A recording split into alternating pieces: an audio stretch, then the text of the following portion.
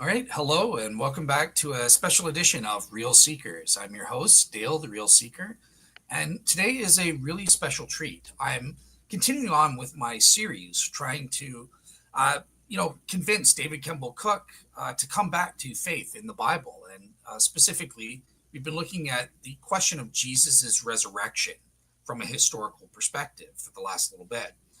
And I feel that I haven't been making as much progress with David Kemball-Cook as I'd like. So I thought it was time.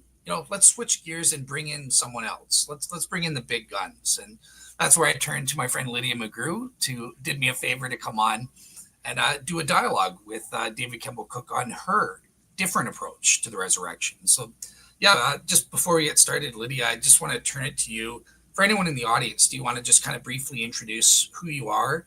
And I know you've been on my show before. So, what have you been up to since then? Well, I don't remember exactly which year that is, but I'm sure that my book, Testimonies to the Truth, was published since then. And here it is. Um, and maybe even two of my books might have been published since then. And those are on the reliability of the Gospels. I'm an analytic philosopher, um, specializing in epistemology, that's the theory of knowledge, and the application of theory of knowledge to the analysis of testimony. And then I've also done crossover work in New Testament studies in the last several years, really since 2017. And I've published 4 books on the reliability of the Gospels, and in one case, the reliability of Acts during that time period. Also, since I was last on, as far as I recall it, since I was last on, I've had an injury. So I have nerve damage, which causes chronic pain. So that's why I'm reclining like this and need a break in the middle. But it shouldn't impair our discussion otherwise. So I'm glad to be here. Thanks for having me, Dale. Awesome. Thank you so much. And down below is David Kemball-Cook, no stranger to the show. But hey, David, just out of curiosity, have you been up to anything interesting? And since you were on the show last month, was it? Or No, no, not really. Rather boring, actually. Just school. I teach maths at secondary school in here in England. Two secondary schools actually. So I've been busy, of course, working and looking after two kittens as well that have just arrived. very nice, very nice, awesome. All right, cool. So today show it's going to be about an hour, and we're going to have two halves. So we will be taking a break for Lydia in the middle, 5 minute break or so. So without any further ado, Lydia, I want to turn it straight over to you to kind of give your opening case, your approach to the resurrection, and then we'll open up to the dialogue. Okay, well, this is going to be a summary. It's going to be fairly brief, and I want to emphasize that I don't make any claim of, magic here. Like I'm going to present this case, and David's instantly going to be converted or something, reconverted or something like that. But I want to present the case anyway because I think that's good for people to have access to. And this will be a brief summary version of it. So I sometimes call this a maximal data approach to the resurrection of Jesus, but it can be given in various lengths. And so this is going to be one of the shorter lengths. I begin with the existence of the documents that are we call the 4 Gospels and the book of Acts. So they're called Matthew, Mark, Luke, John, and Acts. Their existence is not in question, and for all the content that I'm going to be talking about, the fact that they contain this content, that they present certain things as having happened, is not in question. I think that there's an extremely strong argument that can be made that these are reliable documents. I want to emphasize that saying they're highly reliable does not entail that they are inerrant, though obviously if you think they are without error, you will think that they are highly reliable, but that entailment goes only the one direction. Broadly speaking, in terms of categories of evidence, we can divide the evidence on this topic into internal and external. External evidence would be categories like name statistics, geography, customs of the time, and so forth, where the and topography as well as geography, many things of that kind, where we compare what we find in these documents to what we independently can verify to have been the case at the time. Internal evidence is a little harder to define without giving concrete examples. But when we're doing internal evidence, we're basically taking what we find in the documents and comparing it to what we find in witness testimony from people who are, say, giving their memoirs or something like that, and see whether it has qualities that are associated with truthful witness testimony. My husband and I have become known for reviving an argument from undesigned coincidences, which has to do with apparently unintentional connections between details that are found in documents. I also talk about unexplained allusions, which you'll find as a category in memoir where people will mention something and they're not even thinking about whether their audience knows what that means, but they just move on because their mind is on the story that they're truthfully telling. Asides, where an author will carefully distinguish what he thought the meaning of Jesus' statement was from what he's reporting that was Jesus' statement. In other words, indicating scrupulousness about not putting his own views into the mouth of the historical Jesus, and many more. I think from these categories within categories and the specific examples within the categories, we can conclude that these documents are written by people who are careful, who are conscientious, and who are close to the facts. 3 C's: careful, conscientious, and close to the facts. Close to the facts meaning either they may have been eyewitnesses themselves, or at most they're 1 or 2 removes at most from alleged eyewitnesses of the events. Now, I want to be very explicit. I am not automatically inferring from this the truth of all the stories that are in them. Like, the Gospels are reliable. Gospels say Jesus rose from the dead, so probably Jesus rose from the dead. The end, like that. I definitely recognize that, especially when it comes to reports of the miraculous, there's more of a burden of proof that falls upon the person advocating that a miracle occurred. But I believe from the intermediate conclusion that these documents are written by careful, conscientious, and close to the facts people, we can infer that it's highly probable that even when a miracle is reported, especially if the miracle is narrated, that this is what alleged witnesses of that miracle claimed, what they claimed they saw, what they claimed they experienced, and so forth. Now, in the case of Jesus' resurrection, that's then going to be quite a number of people. You're going to have the 11 disciples other than Judas, and then a 12th added. We're told his name was Matthias in Acts, and then James, the brother of Jesus, who was a leader earlier in Acts. And we're going to have women, different groups of women, and a guy named Clopas, and so forth. And that if this is what those alleged witnesses claimed happened, now we have to examine the possible explanations for their making those claims. Well, one possible explanation would be that they lied, that they didn't really experience those things. They claimed that they did, but didn't really experience them. Some or all of them, that they lied. A second possible explanation would be that they were mistaken, that they actually thought that they had these experiences, but they didn't have these experiences. They actually thought Jesus was risen bodily from the dead, but he really wasn't. And then, obviously, a third explanation would be that he really was risen from the dead and appeared to them in these ways. Now, I would argue that the context in which they made these claims makes it highly unlikely that they were lying. And I am not talking about later Roman Empire persecutions right now.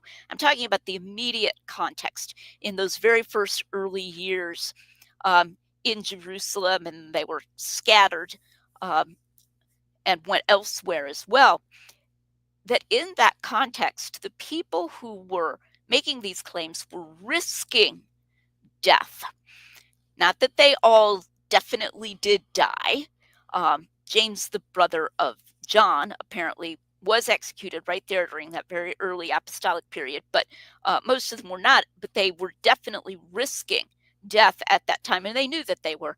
And I think that makes it very unlikely that they were lying, were making up experiences that they never had. Well, what about, so that's the context.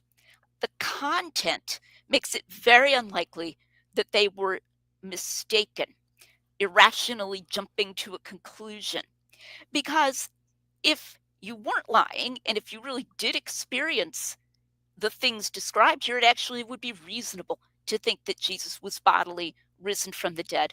What we find in these accounts are different appearances to only partially overlapping groups and individuals.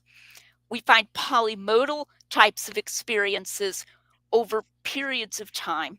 We find them experiencing the appearance that Jesus was actually eating, and apparently the food didn't like fall on the floor when they tried to hand it to him. And so then you've got that interaction. You'd be handing things to one another and so forth. Multiple senses involved: sight, hearing, touch.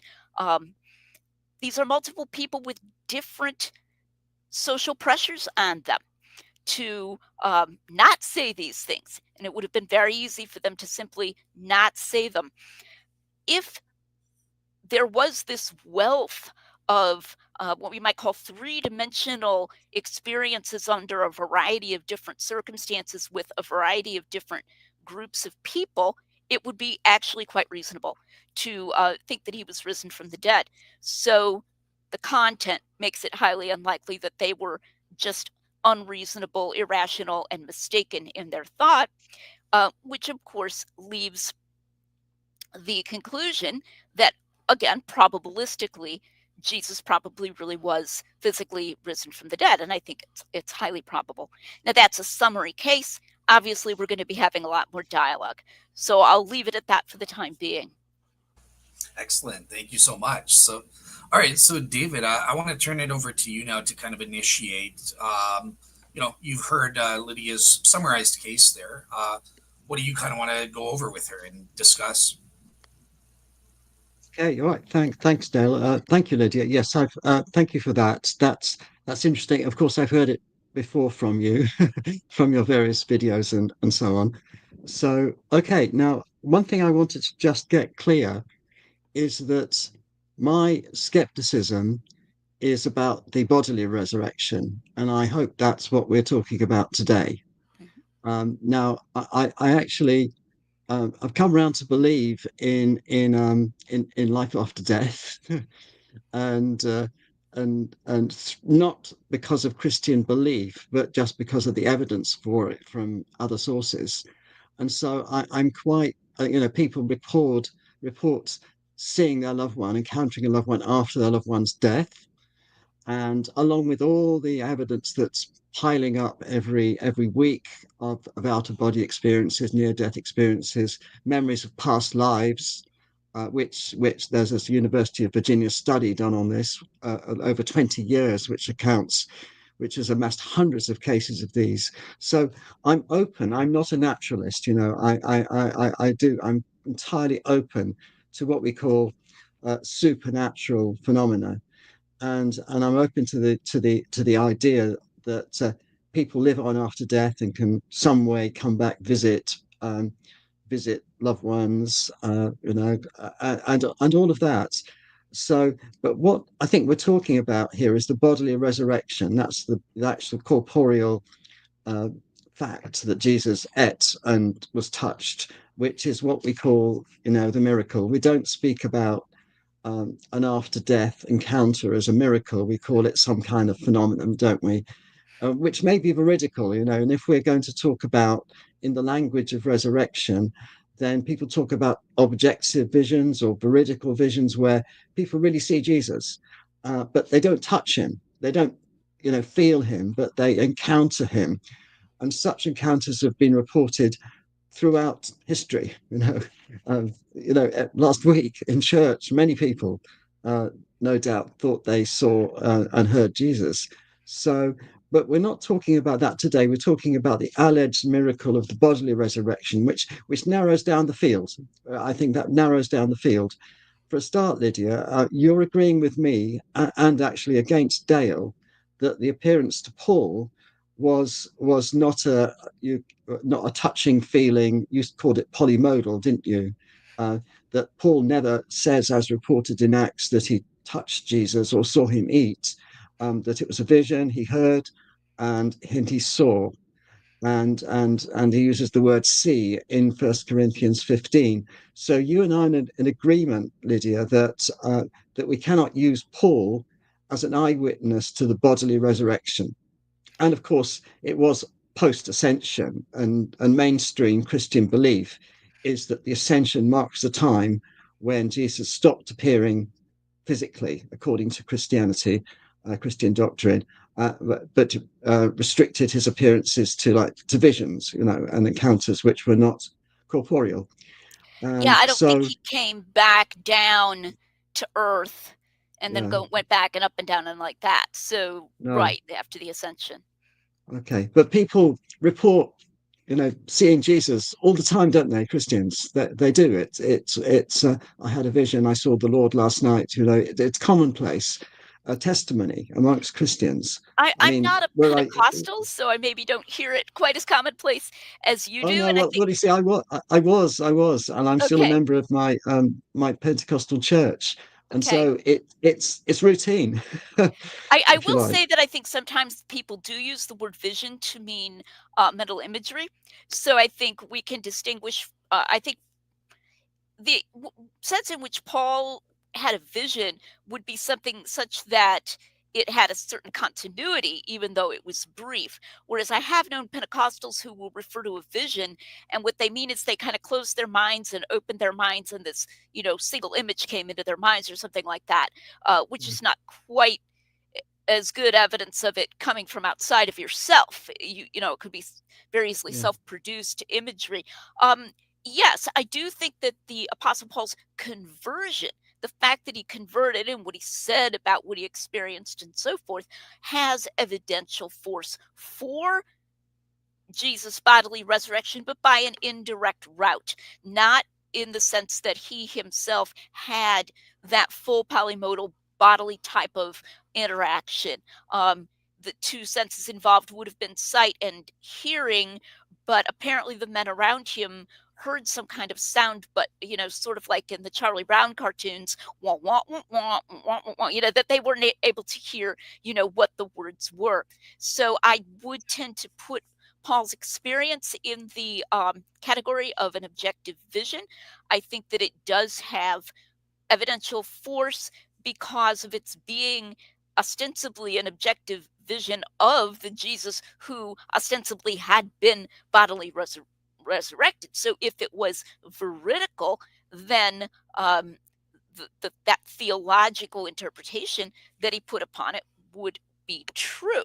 So, you know, if it's veridical, then that's evidence for Jesus actually having been bodily resurrected, but not because Paul himself had the same kind of bodily experiences. So I think that that's yes, clear for you and our readers or our watchers. that's good. Yes, so yes, on your Blackwell article, I've listed 8 questions or problems that I have with it, and which is the famous 2009 paper, isn't it? Hmm. Which I found really interesting, and gone through it many times actually, and got me interested in Bayes' theorem, along with obviously Dale as well, who's also a big fan of using Bayes' theorem. But that's one of my 8 questions where you cite Paul as a witness, No, we basically don't. as an independent witness. We cite his conversion as an independent line of evidence. That's not the same thing as calling him a witness in the same sense of the other disciples. If we were calling him a witness in the same sense of the other disciples, we would have just had 14 witnesses. And that's why we separate conversion of Paul, from their testimony, because the nature of the way in which it supports the conclusion is a different way. So we don't cite him as a witness in the same sense. Okay. All right. Well, of my 8 questions, that just leaves 7, but There we go. but we might get, thank you, but we might get onto that if we have time. But bodily, so reading, what the Gospels say, we see that the actual reports of the bodily resurrection rather are confined to Gospel of Luke and Gospel of John. I think I'm right in saying that those are the only places where we've got reports of Jesus eating or being touched, etc. No, in And Matthew, the women touch him. oh, really, Hmm. When he appears to the women on the road, the women are able to touch him in Matthew. um, is that right? When sorry, say that again. Say that again. In the Gospel of Matthew, when the Yeah. women encounter Jesus, when they're leaving the tomb, they encounter Jesus on the road, and it says that I think it says they grasped his feet. Oh yes, right. Okay. All right. So we have that there. Okay. Matthew 28, verse 9. And they Mm-hmm. came and held him by the feet. I missed that. Okay. So we have, if you like, 3 groups of references there to the touching and the feeling. And it seems to me, from looking at it as an outsider now, without the kind of spectacles of Christian belief, it seems to me a very plausible hypothesis that the authors inserted those references to counter uh, skeptical claims or skeptical accusations that Jesus had not risen bodily. It seems highly plausible to me that these were, if you like, narrative details that were put in by the authors. And I mean, you said yourself that you're not an inerrantist. And one of my specific questions to you, I mean, outside the article, I have 5 questions, and where I could share my screen if you like, or I could read them out if you. Yeah, I'd have to be like getting down and putting my nose up against my screen to read them. So putting them up probably wouldn't help me. Okay. Would it help the audience? I can read them off the. I mean, Dale? Would it help if I put them up there and then? Yeah, sure. If you want to put them up for the audience, go ahead. Okay. All right. But So just make sure I'll you put read all them out. 5 up, and okay. I can't wait. How do I share my screen? Tell me. Oh, okay. Um, So just very quickly, click the present button. Present. Yep. Share Click screen. share screen. Click Okay. on entire screen. Okay. Entire screen. Entire screen. Then Um, click on the image. Entire screen. Got it. Yep. Click on the image. And and and share system audio. Click on the image. Share. Great. So then Okay. have we got So it's now up on screen. 5? Just read it 5. out for Can you me. see it? All right. So 5 questions there. All right. So I'll read them out, all 5 of them, and then we could talk about any of them or all of them. Uh, Number 1, not being an inerrantist, does Lydia allow for, quote, literary devices? In other words, the author putting in stuff that is not strictly true, but to make the narrative flow, to fit the author's, goals, the style that he wants, the message he wants to put across, moving things around possibly in time. Number 2, how and where to draw the line between the gist and inessential details, where I put those in quotes, the gist and inessential details. And I think I remember, Lydia, you talking about this in one of your videos, is that we that you believe that the Gospels are, and Acts presumably, are reliable in that they convey the gist of the story, whereas inessential details may be inaccurate or inserted by the author. So that's kind of going on from number 1. And number 3 is really the crucial question here for this conversation: is the bodily resurrection part of the gist? That is, these reports of Jesus being held by the feet, Thomas touching him, eating fish, and so on. Is this part of the gist, or is it a detail that an author put in? I know you'll say the gist, but I'd like to hear you say that. Um, then you said in one of your blogs in 2020 that we've got the record of what the putative witnesses said about the resurrection. And if we're talking about the resurrection, we mean here the bodily resurrection. In other words, we have seen the Lord is not a testimony about the bodily resurrection. It's a testament about seeing, having a vision. But you've got putative witnesses, and I'm wondering what if we're going through what the Gospels actually say. Where do we have a witness, an eyewitness, being reported as saying, or even saying themselves, "I saw the Lord eat. I touched the Lord."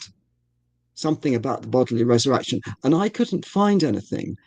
If we want an actual eyewitness account, the only eyewitness account that we actually have is Paul in 1 Corinthians 15. He was seen of me. Everything else is hearsay. Everything else is a report.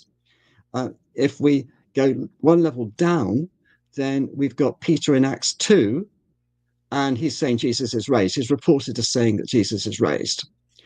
And then we have various reports of what the women said and the disciples said to each other. But this is all hearsay, and none of it, as far as I can see, is about the bodily resurrection. Okay, so that's the record. That's the question there about what these putative witnesses said. Just to And jump then in, number 5 is the trilemma, which sorry, is, I understand that, and I'm on board with the logic there, and I, certainly, and I'm in agreement with you from what we can ascertain or infer from the Acts record that disciples were not lying. Is the question is the being mistaken, and you see, a really sincere belief is indistinguishable from a false belief. Sorry, say that again. Um, Sincere belief is identical in its effects to whether the belief is correct or the belief is false. And we know many times that people believe sincerely what we think is false, and Christians can point to all the other religions, Mormonism and Islam and so on, and people are willing to die even for that belief. And so I don't see how we can really distinguish between sincerely mistaken and sincerely not mistaken, if you see what I mean. So those are the 5 questions. I'm also prepared, by the way, to, if you want to ask me about a naturalistic alternative, I could put one up if we have time. But sure. so does Lydia allow for literary devices, number 1? How do we draw the line between the gist and inessential details? We've got to draw the line somewhere, I think, if you're going to make this distinction and make this claim that the Gospels are reliable as regards the gist. Is the bodily resurrection part of the gist? What's the record of what the putative witnesses said about the bodily resurrection? I don't see it. And lastly, what's the difference? How do we know the difference, or can we find the difference between sincerely mistaken and sincerely believing the truth? They seem to be identical to me. Okay, so Okay, shall I stop sharing there, yeah, Dale? Is that okay? go ahead. And Okay, at and this then we'll point, get back to. I just want, before Lydia answers, I do want to have our 5-minute break just for Lydia to get some exercise and then come back refreshed and answer David's questions. So yeah. Okay, cool. I'm going to stop All my right. camera and I'll Okay. be back shortly. All right, cool. And Okay. David, you're going to get a treat because I'm going to give you a promotional advertisement. So you mentioned you still go to church.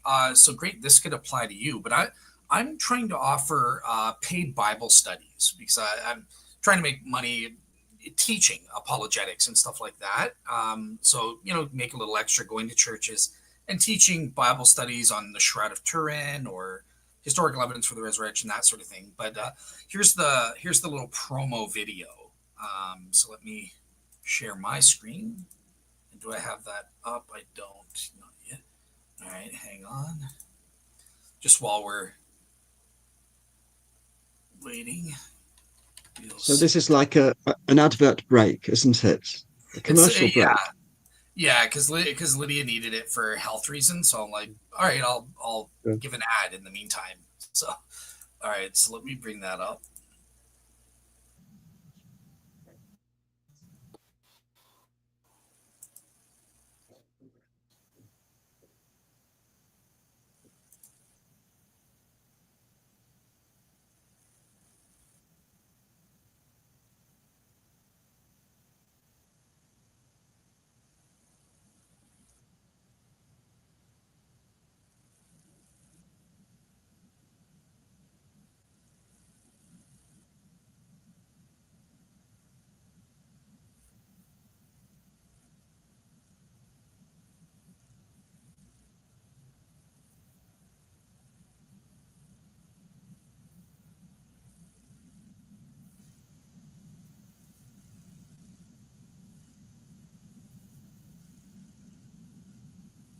The sound, Dale? Are you not hearing it? No. Oh, son of a gun. Okay, well that's horrible. Then stop sharing. Let's try that again. All right, I thought you were hearing it the whole time.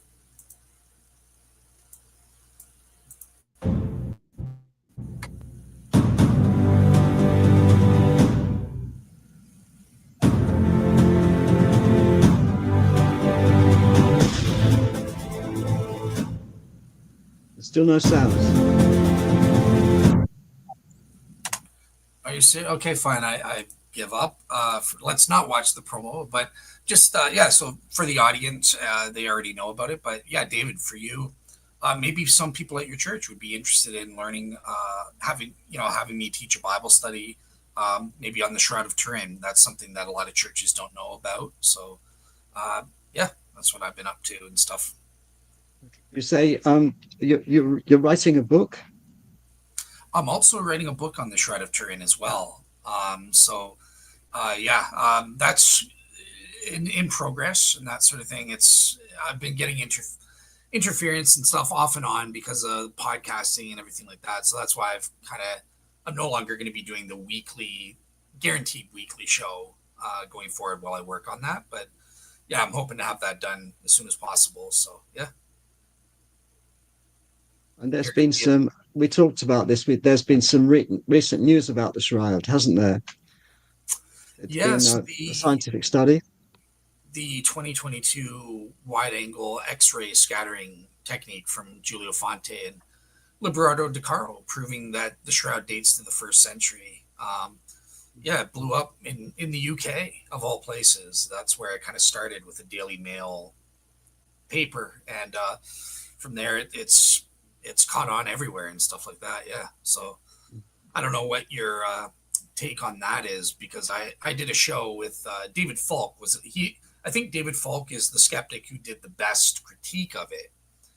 And then I brought in Liberato De Caro and Giulio Fonte responding to David Falk's objections. But yeah, what's your take on that study? Well, it's very interesting, but I haven't gone into it at all. But if it really can be dated to the first century, I think that would be astounding. Yeah, yeah. It's the thing that's really amazing about it. I would say is that it's not just that like the interpretations or the conclusions show that it's first century. The raw data itself should that the raw data, the curve that they got precisely matches the first century. So that's really where I'm like, no matter all the objections skeptics are giving are at the higher interpretational level. So I could grant everything, and still it's proven to be first century from the raw data. So that's what intrigues me about it. Mm. Oh, all right. And we're back. Okay. All right. So All right. yeah, Lydia, Dave, we ended off. David gave his list of 5 questions, and I saw you ferociously writing them down. So I want to turn it Because over. we couldn't read them. All right. So over Shall to I, you. shall I read them again? No, Yeah, I you think should. we're good. I'll restate, briefly. That way people will know. But I wrote them down here, so we're good. Okay. So I'll try to be brief in my answers so we can dialogue some more.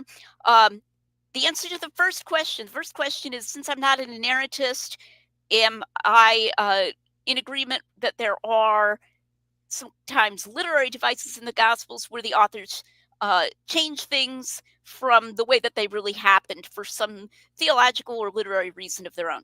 The answer to that is a resounding no. It's a like if I could say no, more no, no, no, no, no, absolutely no. In fact, that's been a major focus of my work on the New Testament is to argue that there is no good evidence that the authors deliberately changed things. I contend that good faith errors, which do I think occur occasionally, um, are far less harmful to reliability than deliberate changes. And I often use a courtroom example that if a witness says, "Oh my goodness, you're right," in response to cross questioning, "That was a Saturday night, not a Wednesday night. I just misremembered."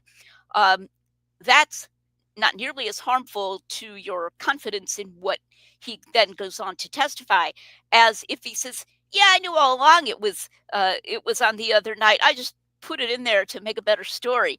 That's going to really undermine your confidence. So, one way I sometimes describe my model is that they never deliberately changed anything. Now, perhaps I used to use the word "just." I still think it's not a bad word, but unfortunately, it's been co-opted by people who use the term "just" at a level that I think is completely misleading, where changing the entire circumstances of an event, then they're going to still say it's the gist because you can always go up to a higher and a higher level of generalization. Well, they had some kind of encounter with Jesus there. That's the gist. And I think that's an abuse of the term, but unfortunately, the abuse has become so common that I don't even like to use the term anymore. Um, Even in terms of good faith errors, sure, we're going to be drawing some kind of a line as to which ones are bigger or lesser deals. But I think in ordinary life, we do this. We need to be careful not to fall victim to what's called a Sorites problem, sometimes called a beard problem. When does a man's unshaven jaw turn to being a beard from being 5 o'clock shadow? Even when there's not a bright line, there are clearly examples that fall on one side or on another side. Um, and I would say for sure, if Jesus, only appeared with his feet not touching the ground and um, said a few words and poof was gone again, and we have the stories that we have in the Gospels, which are of a very different kind, that would be big. That would not be some kind of minor little good faith effort. You would have good faith error. You would have to have the author being in touch with someone who either the author himself is making something up, in which case he's not conscientious. And you'll remember I said in my statement of the case that I think we um, have evidence from these other independent lines of evidence that they were conscientious, or else he's not checking his sources very carefully, and the people he's talking to somewhere along the line are not conscientious about the truth. So if we were to use the word "gist" in a reasonable sense, we're not just going to call anything the gist. Then sure, the bodily resurrection would be part of the gist. But I don't, in fact, think that there are gosh, I think there are hardly any even good faith errors in the gospel resurrection accounts. Maybe Luke didn't realize that Thomas was not present the first time that they got together, if he uses the word 11 in that account in a literal sense. But I mean, we're talking something at that very trivial level. I think most harmonizations of the gospel resurrection accounts, traditional harmonizations, are legitimate. And that just shows you that even a non-inerrantist can be in favor of harmonization, because I think it's a good historical tool. Okay, now a record of what they said. That was your fourth question. My point is that when you have conscientious authors who are reporting at no more than one or two removes, and I would say in some cases are among the putative witnesses themselves, um, or are speaking to putative witnesses sometimes, then um, and they're trying to be conscientious, then they're not going to write something down if they don't have good reason to believe that this is what the putative witnesses said. That is to say, even Luke, who wouldn't have been there himself, isn't going to write these stories unless he's traced it back. And you'll notice that he explicitly says that he made inquiries into those who were eyewitnesses. He actually uses the word eyewitnesses of the life of Jesus and the things that he's telling about. So therefore, it doesn't have to be put in terms of, and so said, comma, quote, blah, blah, blah, blah, blah, blah, blah, and he told Thomas to touch him, blah, blah, blah, close quote, in order for us to have reason to believe that it is, in fact, what the people involved in the stories actually said. However, I would also add that I think you are overlooking Acts 10, where Peter is reported as saying to Cornelius, I think he's talking to the household of Cornelius, that he they ate and drank with Jesus. He actually does say that. And that one actually is a quote, we ate and drank with him, unquote. The use of the word hearsay, it's just a derogatory term. When we have reason rationally to believe that these guys who are writing these things are checking out their sources and are not rashly putting stuff in there that isn't coming from, people who saw it, then we have reason to believe that it is witness testimony, and we don't have to have, what you might call a, sworn deposition or something like that. Okay, and then finally, you asked, you said sincere belief is identical in its effects to a false belief, and therefore you can't distinguish them. Now, I would say epistemologically that's not true. You could have a person who sincerely believed, for example, that Jesus was risen, but didn't sincerely believe that he had been present.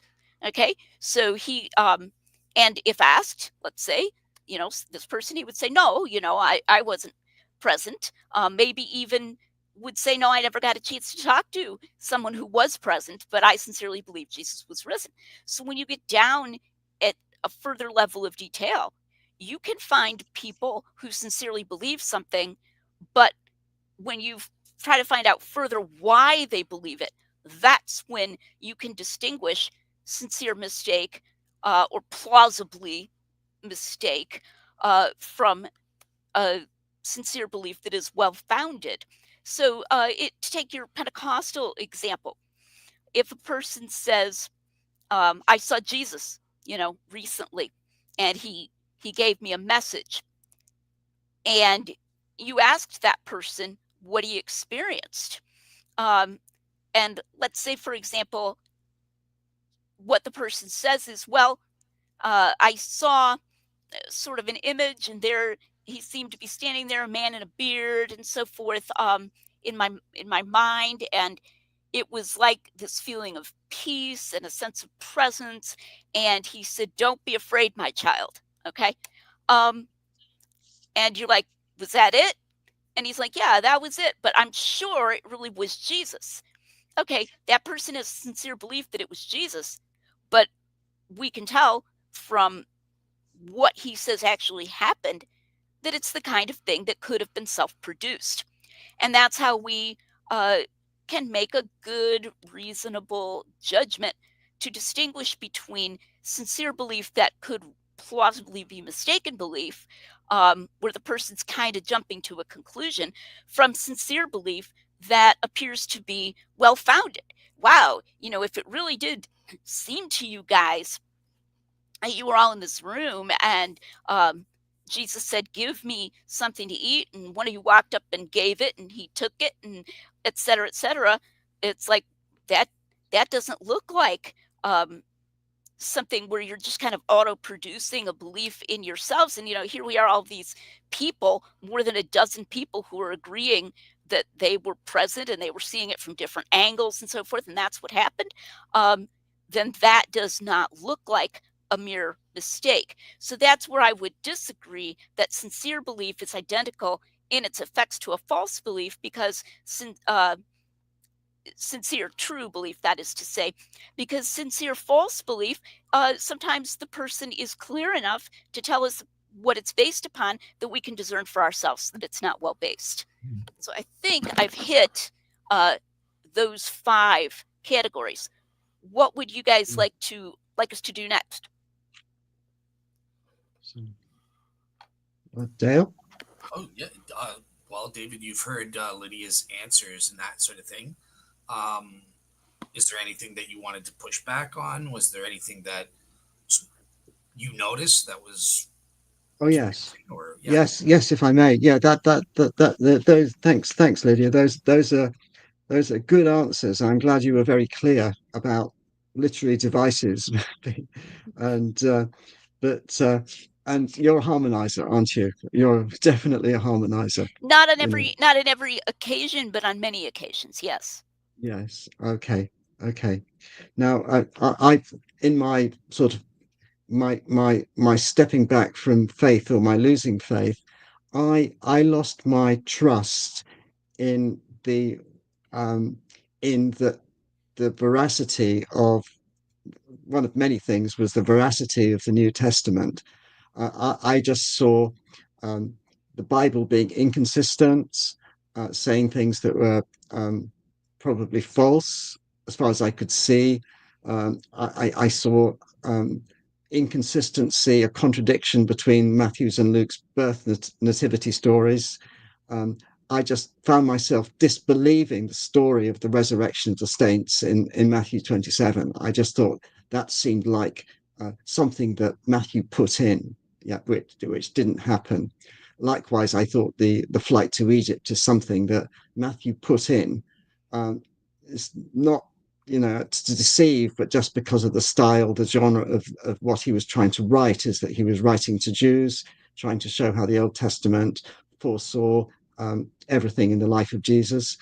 And out of Egypt I called my son. It doesn't fit with Luke's story, and the contradiction between the 2 different accounts of the death of Jesus, and other things as well. The cleansing of the temple, which you've written about, being moved, or being early in John and late in the synoptics.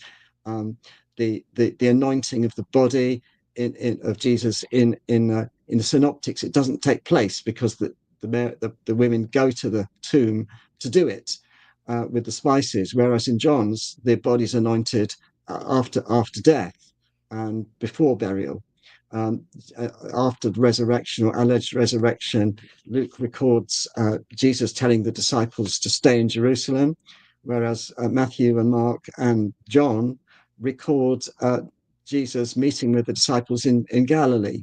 But there's a whole set of things which led me to distrust the details here. And I think you're on the details because you don't believe that the gospel writers wrote anything that they believed to be factually false. And I think they did. I think they did, and or at least there's inconsistencies which leads one to doubt your claim that the authors were close. And your 3 C's are really useful as a way of hanging the belief on, which is your claim that the authors were careful, conscientious, and close to the facts. Well, I'm skeptical about them being close to the facts. I will agree that the author of Luke and Acts was trying to be careful. I will accept that, and he was doing his best with the sources that he had, and if we believe the accounts, that then from chapter 16 he was an actual eyewitness. But close to the truth, the Gospels being written 20 plus years afterwards, we think, and I don't believe that Matthew, the author of Matthew, was Matthew the disciple, which you believe. I don't believe that. And the account of Matthew's, being called has no eyewitness element to it. And and I don't believe that the author of John was the son of Zebedee. I mean, it's just ridiculous, I think, to think that someone could write that well, being a fisherman. So, I mean, you might, but there may well be. I mean, all the Gospels have, I believe, facts and fiction in them, but they're mixed up together. They're mixed up together because the authors had stories, a bit of possibly what people told them, but stories that were just been floating around. And myths don't take long to spring up. I talked to Dale about, the myth that Donald Trump won the last election, and that didn't take long for that myth to spring up, and a lot of people believe it, even the age of the internet and everything, So I'm skeptical about the authors being close to the facts, close to the stories. And if we don't have that, I don't think we can tell what's fact and fiction in the Gospels and in the early chapters of Acts. We've got evidence that the disciples clearly believed that Jesus had been risen. But as to a bodily resurrection, this miracle happening, it seems to me quite plausible that authors writing generation afterwards could have inserted those references, and made up those stories or got them from somewhere that were floating around, to establish that Jesus had been raised bodily, because, of course, as we all know, the Jews of that period believed, or at least many of them believed, in a bodily resurrection. When you say resurrection, you mean bodily. And so they were thinking a tomb needs to be empty and so on. So I'm skeptical about the authors being close to the facts. So obviously there's a lot there, and I would have something to say even if we went to, every single one of your alleged contradictions. I take different approaches to them. But, time isn't going to permit us to go to each of them. I want to hit on a couple of things. First of all, you apparently don't believe they were very conscientious either. And particularly, it's interesting to me, you said Matthew was not trying to deceive, but he was trying to show that the Old Testament had foreseen the life of Jesus.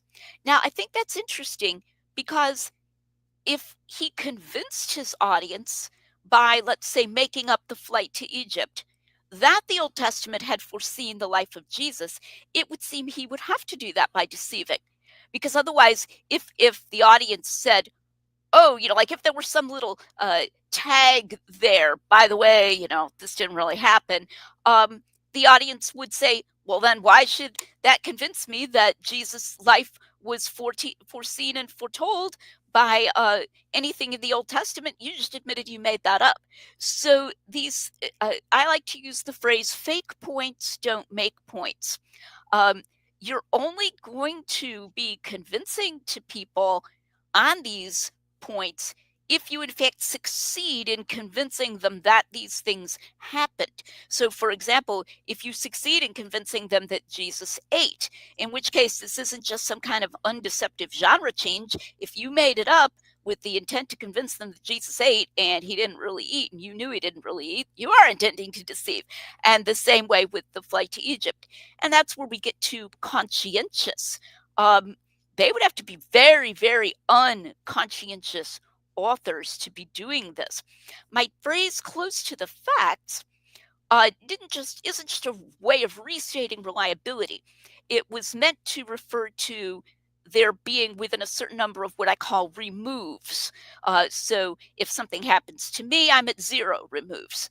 If I talk to someone and he was present, or he would have been the person present if it happened, then I'm at 1 remove. If I talk to someone who talked to someone, etc., the 2 removes, and so forth. So when I say close to the facts, I mean that they are at 0 or very few, 1 maybe or 2 at the most removes from the putative events themselves. And that's what I mean by close. Now you said, oh, it's at least 20 years later. That can't be that close. Well, now I'm not going to guess at your age, but I'm going to have my my birthday here. I was born in 1965, so I'm going to have my 59th birthday here coming up in just a little while. And 20 years ain't that long to me. I remember quite clearly things that happened 20 years ago. I have a daughter who's, I've actually 3 daughters who are more than 20 years old, and I definitely remember their births in great detail. So 20 years doesn't phase me. I can be very, very, accurate, and I can still be at 0 removes from the facts, even if I'm telling something 20 years later. Um, Now, of course, you're citing a lot of these things and that they just seem so terribly messy to you and filled with, big errors.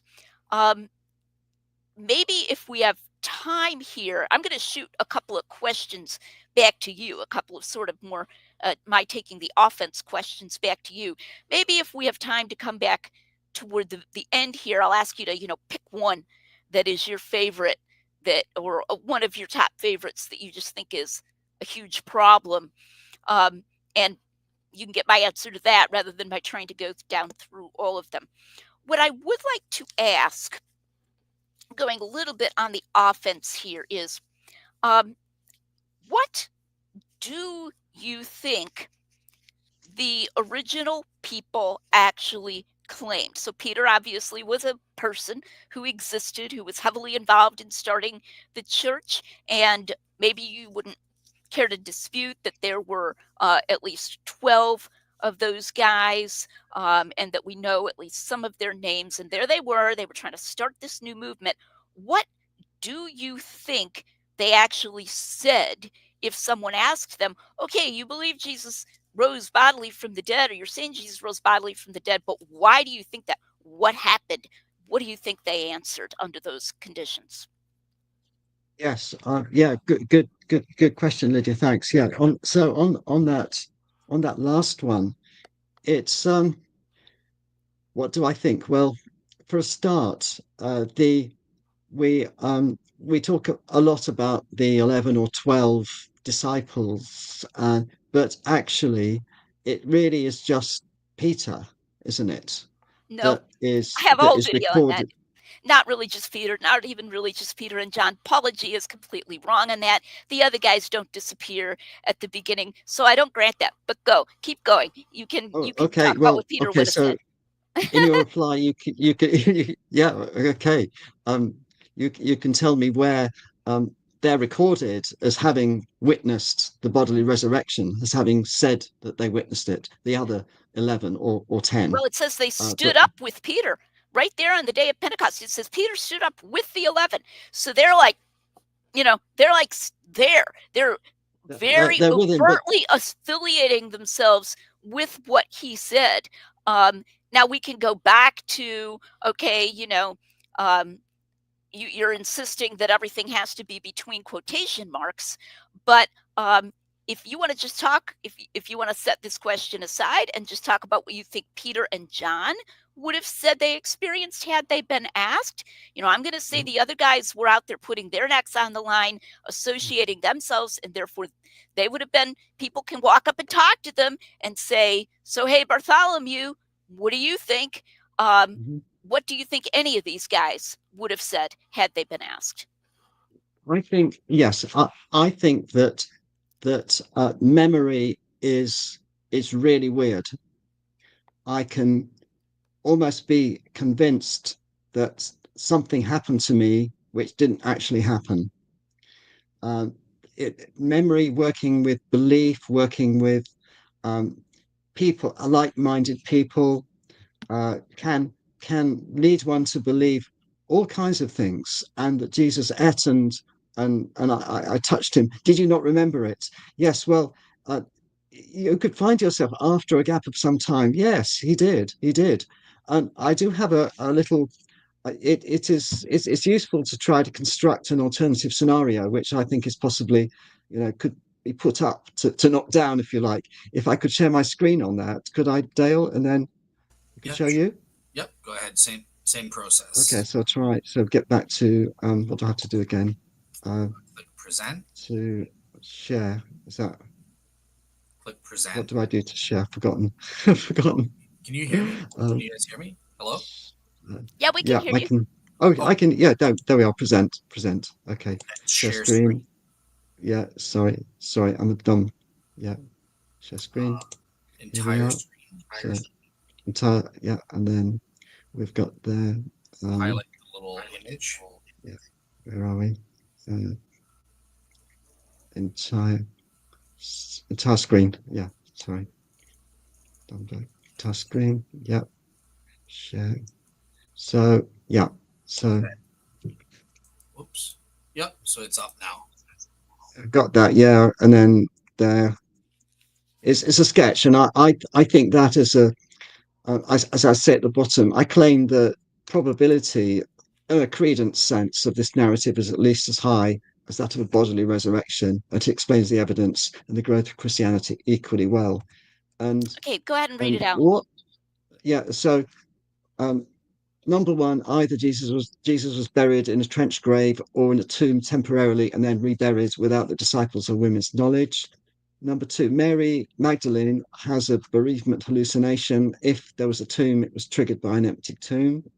She tells Peter, and Peter has a similar experience to her. So that would be two. And that's as you reference Paulogia, and that's the Paulogia hypothesis, isn't it? That we have two, a woman and Peter, having some kind of bereavement hallucination. Reported to the 12, and high expectation, the 12 have some kind of collective experience. And this is where we get into your question, Lydia, about the eating and the touching. And I don't know. It's as I said, memory is a strange thing. We can somehow find ourselves believing all kinds of stuff happen to us, and it's happened in my life just recently. I have a vivid memory of something, but I have no evidence it actually happened, and I've come to think that maybe it never actually happened at all. And then my number seven is that this belief in the resurrection, and there we will say bodily, becomes established amongst a wider group of disciples by the time of Pentecost. So that becomes, from a kind of collective experience, it becomes a firm belief. And I don't think it takes long for that to happen. And it doesn't take long for that belief to become fervent and sincere. And we know, looking at other religions, that this kind of thing, I mean, you could think about Mormonism, for instance, is that we have firm beliefs there spreading out from some kind of experience of alleged eyewitnesses, that they saw things, they saw miracles, they saw the golden plates, etc. And then sticking the theology onto there. If we about the resurrection, if Mark 10:34 and following is correct, Jesus prophesied his own resurrection. And if Jesus said that, then that would have been the reason why they came to that belief. And of course, then they would look at the Old Testament and look at Isaiah 53, where it's implicitly, I think Dale said the word implicit, the resurrection in those verses from verse 10. And so we have then point eight, the preaching at Pentecost gets Christianity off the ground, but then Paul has a guilt hallucination leading his to conversion. And that's again, a naturalistic possibility. And without Paul, we would not have Christianity, I don't believe. Christianity would have stayed a Jewish entity and would have died out, along with the destruction of the temple, and then the second century rebellion as well. And there's no more Jewish Christianity now except later converts. So Paul is responsible, I believe, for Christianity. Uh, from point 11 is that we see the Gospels and Acts from AD 50 onwards, citing various sources and traditions. And as I was saying, we don't know. Fact and fiction are mixed up there. Yes, the authors may have been careful. Certainly, the author of Luke and Acts, I think, was careful, but he had to use the material. He could only use the material that he had. Stories passed down. He would write that down faithfully, but whether those stories were true, he would have no way of knowing. And each author had their own slant. I put here the authors of Luke and John add stories of eating, being touched to counter the charge it's not a bodily resurrection. The author of Acts invents the essential story to account for the absence of bodily appearances of Jesus after 40 days. And thank you for Acts 10 as well, Cornelius. So that's certainly a witness story there, or certainly a reported witness there of bodily resurrection. Okay, so on your question, Lydia, which is a good one, I don't know. I don't know. I think all strange things can happen there in a room. People may think they see things which didn't happen, or they have some vision and they to add in details, and memory gets distorted, or and then confirmed by talking about it. People believe all kinds of stuff which may not have happened, or and studies have been done which show the fallibility of memory. So where is it? Yeah. So I don't know. I mean, I don't know what they might have said. We saw him. We saw him eat. We saw him. I touched him. Thomas touched him, didn't you? Oh yeah, I did. So so I'll stop sharing, and Yep. Excellent. All right, so cool. So, So it's yeah. interesting to me. You're reported to the 12. They had some kind of collective experience, and then you go into the people can believe all kinds of stuff and so forth. It reminds me of a cartoon where someone is giving a certain process. I think it's supposed to be a scientific process, and at a certain point, he says, "Then a miracle happens." Doesn't literally mean a miracle, and then goes on, and the teacher says, I think you need more detail at step 2. And it seems to me that all of a sudden, when we get to this, some kind of collective experience, and then we jump to people believe all kinds of stuff, there's an awful lot of hand waving here. I Oh yeah. do not believe that it is remotely plausible that you had uh, 20, we're going to end up with 20 some people, um, or even 13, who are literally all differently believing, yeah, we had this long conversation with Jesus. We handed him something. He offered to have us touch him. And they're like literally all of them creating um, in their minds experiences of this three-dimensional sort that never happen at all, but they're not insane, they're normal people, and you have this many people literally creating these kinds of detailed false memories merely from mutual confirmation. Quite frankly, I don't think we have other cases of that kind to just say, well, we have studies, unreliability of memory. We're not, this would go way beyond merely being unreliable. That scene, I think it's in a Monty Python show. Repeat after me. We are all individuals, and they all go, "We are all individuals." And then one guy goes, "Well, I'm not." Okay, that none of the repeat after me. We all saw Jesus eat. We all saw Jesus eat. Well, I didn't. That you would have this many people without anybody, and they're all like kind of under this sort of mind control or something, to be insanely creating these very detailed experiences and without anybody going, no, I'm sorry, that did not happen. That seems to me enormously, enormously improbable. And I think that's one reason why, by the way, Dale Allison subtracts those things. And to some extent, you do the same thing. You subtract those things from what was originally attested. You shuttle back and forth. Dale Allison does the same thing. He'll say, well, sometimes, people experience their loved ones as being able to be touched.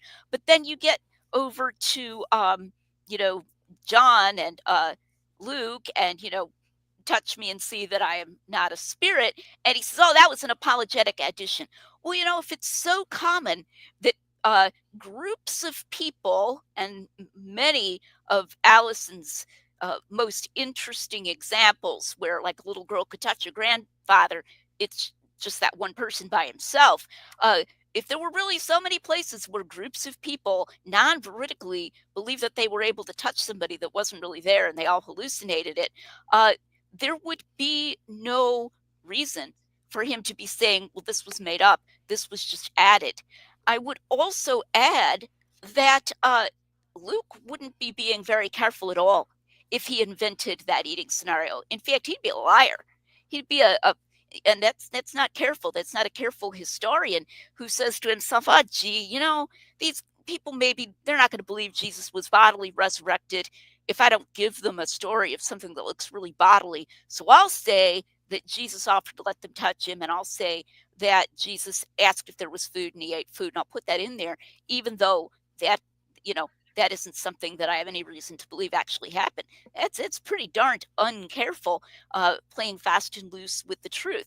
So I think that people believe all kinds of stuff is really, really too vague to account for what we actually have. So if what actually happened was that, yeah, they were like, well, I saw him. It was sort of je ne sais quoi, I can't, whatever the Aramaic equivalent would be. I can't really tell you what it was like, but it really just seemed like he was there. Um, if that's what you actually had people admitting or saying, or I saw him and he said these few words or whatever, no, we weren't all together, then it's not going to be plausible that it's going to come out later in a very detailed, plausible, mutually reinforcing set of testimonies that makes it look like it really happened.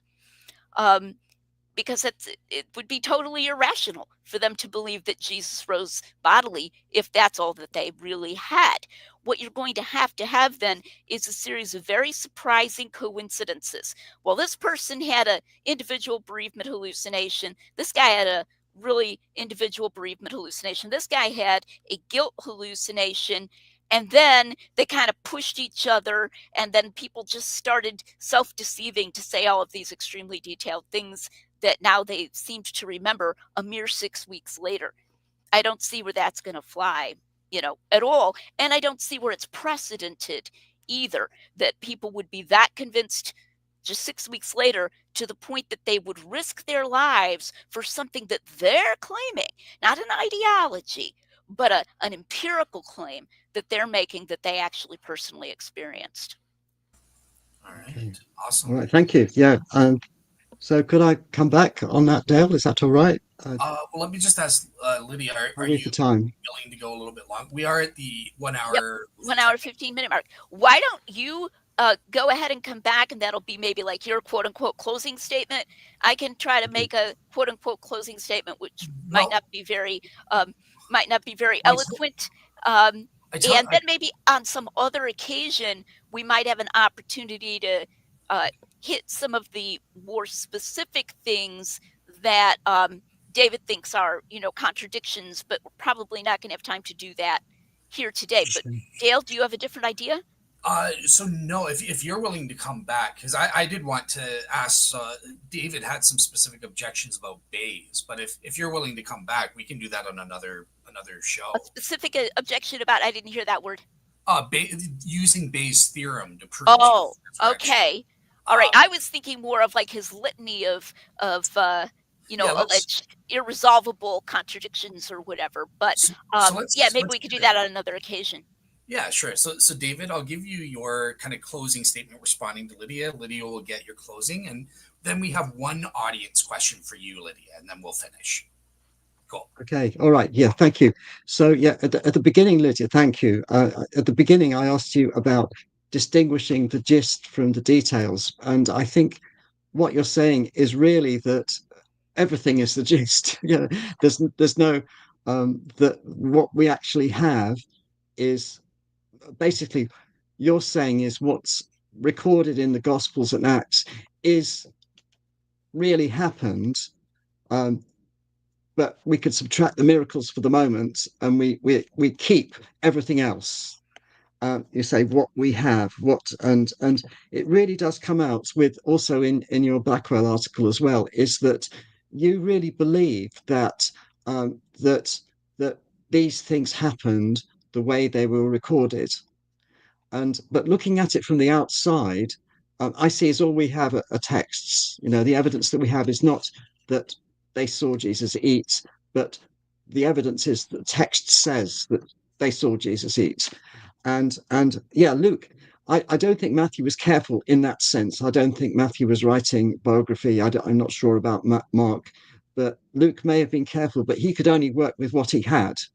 He was not an eyewitness. He could only work with what he was told, what stories were handed down to him.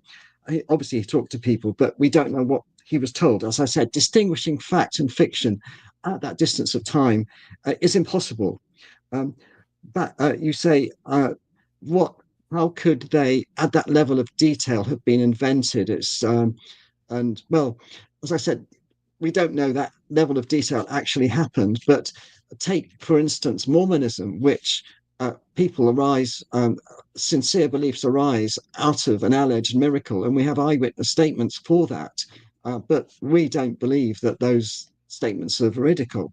So, if we come back, we want to talk about how you distinguish between Mormonism and Christianity there, what makes you think Christianity true, but the Mormon miracle, alleged miracle, is not. And so Luke could only work with what he was told, and all we have is the texts.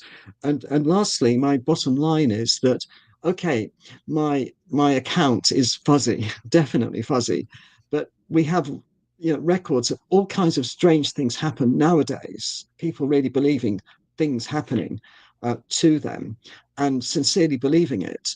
And I ask myself, what's more likely again is that we have an actual bodily resurrection, or we had weird things happening 2,000 years ago which made people believe something happened which didn't.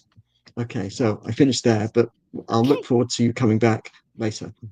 Yeah. So, as far as Mormonism is concerned, Mormonism is not my specialty, but to the extent that I've looked into it, I've come to the conclusion that Joseph Smith was a liar. He was a fraud, and thought he could, and did in fact, get away with it for a long time.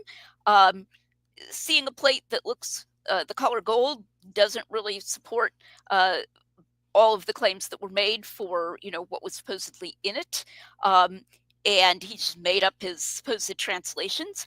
And moreover, we actually have people who claim to have been eyewitnesses who admitted that the golden plate was folded up uh, within his shirt, and that he said he wasn't allowed to show it to them. So, but they didn't even think they were admitting anything, because you can find it in a something that says yet another witness, like it's being proclaimed as a positive piece of evidence, and what the person actually says is incredibly damaging, but they don't seem to realize that it is damaging. So actually, I'm willing to come right out and say that there's lying and deception going on, and then when people are sincerely saying things, they're not sincerely attesting to some kind of detailed experience, which in some bizarre way they've convinced themselves, a whole group of people convinced themselves happened. I don't think that that is actually a precedent in the case of Mormonism. Um, I want to clarify that I do not say that everything is the gist. Um, I'm not an inerrantist. I think that, for example, I think Matthew made an error about whether the centurion came in person. I think Matthew probably wasn't a disciple yet at that time, and heard an account that was stated in an accidentally ambiguous way, and then in good faith reported that the centurion came in person when he didn't. So, and I could give other examples. I also do not assume in a circular sort of fashion that what's in there is just what happened. But I conclude from the overwhelming evidence that I have for the reliability of these documents, that what is recounted there, with very few, very minimal exceptions, is what the people who would have been witnesses claimed happened. But I don't just say, hey, everything's the gist, and everything that's here actually happened. But I think that we have really good reason to think that these are highly accurate documents.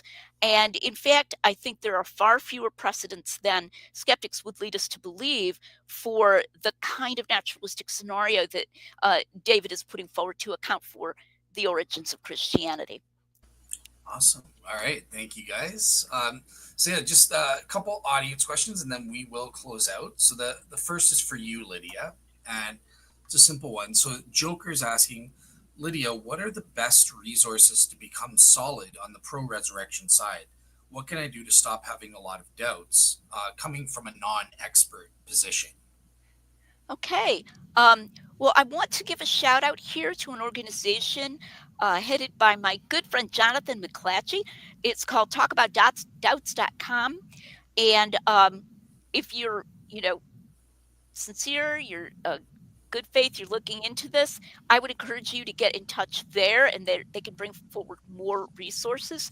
I like a book by John Wenham. It's a very thin book called Easter Enigma. What it is what I call a proof of concept, and it it harmonizes all of the gospel narratives. I don't even agree with all the aspects of Wenham's harmonization. I would diverge from him at a couple of places.